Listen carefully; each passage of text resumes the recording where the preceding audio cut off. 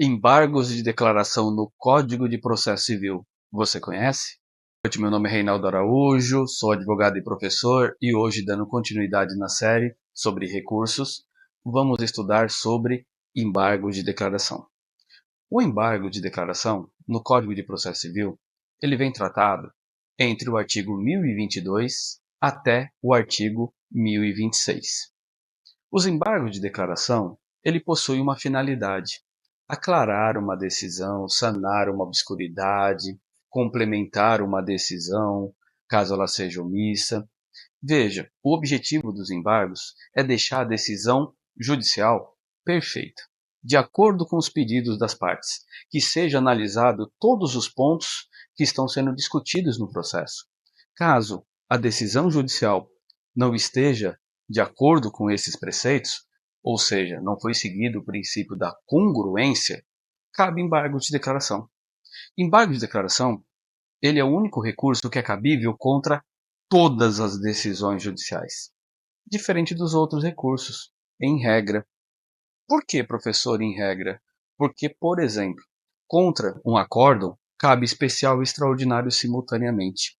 Só para você poder entender o que eu estou falando. Ou seja, o princípio da unirrecorribilidade dos recursos, que é um recurso para cada decisão. Os embargos de declaração, ele visa sanar omissão, obscuridade e contradição.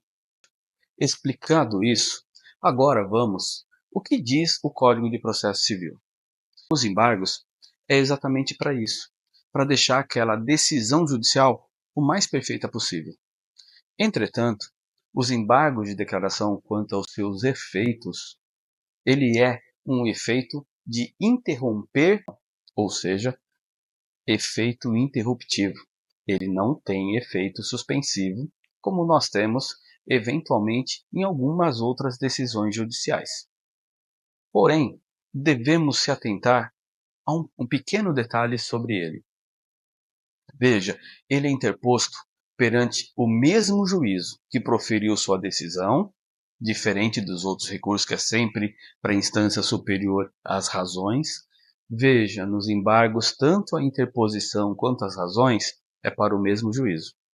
E ele, no seu prazo, ele é simplesmente um prazo de 5 dias. 2 prazos de 5 dias. São 5 dias para opor os embargos, 5 dias para a parte se manifestar, mas o CPC também fala no terceiro prazo de 5 dias. É o prazo para julgamento dos embargos de declaração pelo juízo.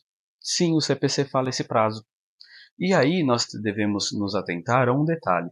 Quando a decisão é monocrática, ou somente pelo juiz de primeiro grau, veja, é ele mesmo quem julga.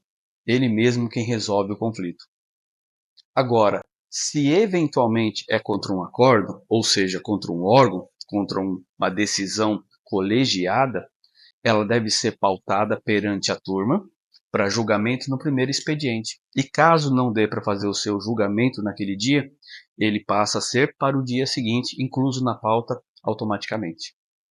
Agora, um ponto importante também é analisar os embargos quando ele tem um efeito e ele traz uma consequência que é protelatório.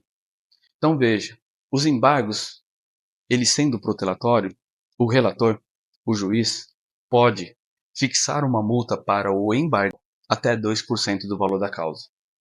Veja, então nós devemos tomar cuidado quando falarmos em embargos e utilizarmos ele na prática. Agora, caso ele também não seja conhecido, não seja provido, ele interrompe o prazo para o oferecimento do recurso próprio da mesma forma. Agora, no efeito protelatório, caso ele seja assim opostos, se for reiterada a sua decisão, a multa poderá ser aumentada até 10% do valor da causa. Então veja o cuidado que eu tenho que ter para fazer a oposição dos embargos. Agora, essa multa ela fica condicionada a ser depositada nos autos, caso eu deseja interpor um outro recurso. Agora, vamos tratar de umas peculiaridades? Vamos lá. Nós temos alguns tipos de embargos. Esse que eu acabei de falar, mas ele também tem o efeito modificativo, embora não seja a regra do embargo de declaração, mas ele pode modificar uma decisão, conhecido como embargos infringentes. Veja, ele muda uma decisão, o outro ele complementa uma decisão. É diferente complementar, sanar uma irregularidade, sanar uma omissão. Modificar, ele modifica o julgado. Embora não seja a sua regra, não seja o qual motivo ele foi criado especificamente lá atrás, mas ele atende essa finalidade também.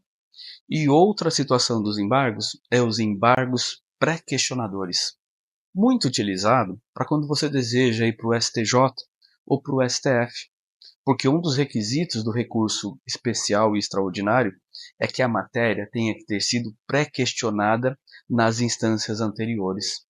Então veja, caso ela não tenha sido devidamente fundamentada, discutida, pré-questionada, você pode interpor os embargos com efeito para ele pré-questionar a matéria para você poder subir ao meu Tribunal Superior.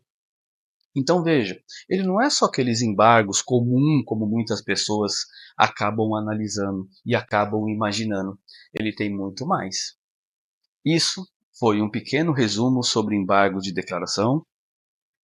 Nos veremos em outros encontros, onde eu trarei outros conteúdos dos recursos. Me siga nas minhas redes sociais, curte, comente, compartilhe. Entre para minha comunidade jurídica. Tem o link na bio. E venha fazer parte da comunidade e ter acesso a este e a outros materiais ali inseridos, bem como e outros que ainda virão. Meu muito obrigado a você e até breve.